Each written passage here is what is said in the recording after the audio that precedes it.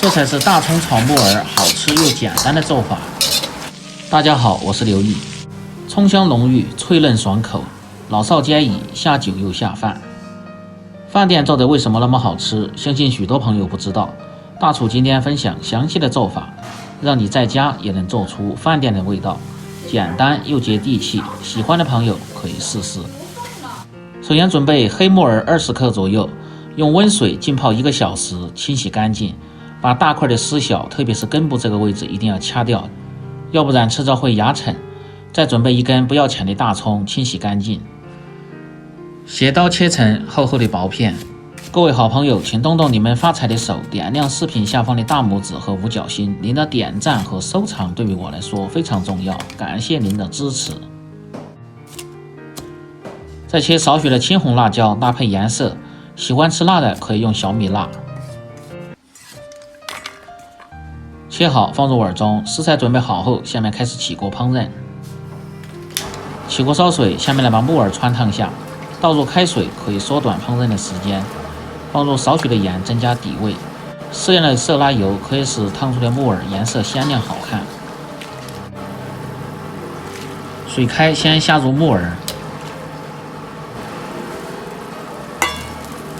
开锅后再下入青红辣椒，用勺子推匀，煮至40秒钟即可关火捞出。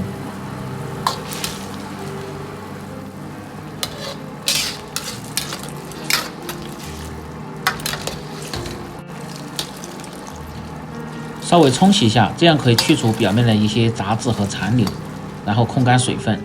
另起锅，下面来炒制。把锅烧干后，放入适量的葱油，把锅润一下。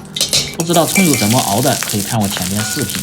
油热后下入大葱，保持中火，一定要把大葱煎出香味。像这样煎制过的大葱，味道更香，颜色还更加的黄亮好看。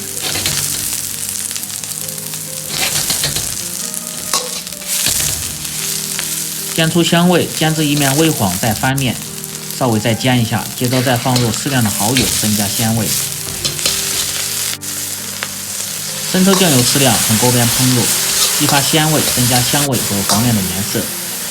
炒香后，下入控干水分的木耳，翻炒均匀。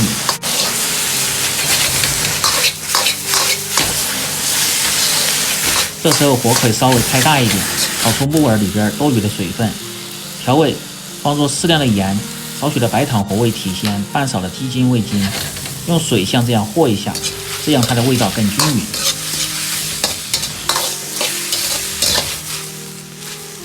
把料味炒匀后，再放入少许的水淀粉，勾个薄芡，让菜品吃起来更加的发味，而且颜色还鲜亮好看。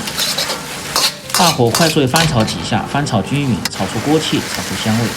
最后再放入少许的葱油，增加香味和鲜亮的颜色。简单翻炒即可出锅，装入盘中。这样一道葱香浓郁、脆嫩入味的大葱炒木耳就做好了。更多家常菜，请关注刘毅美食。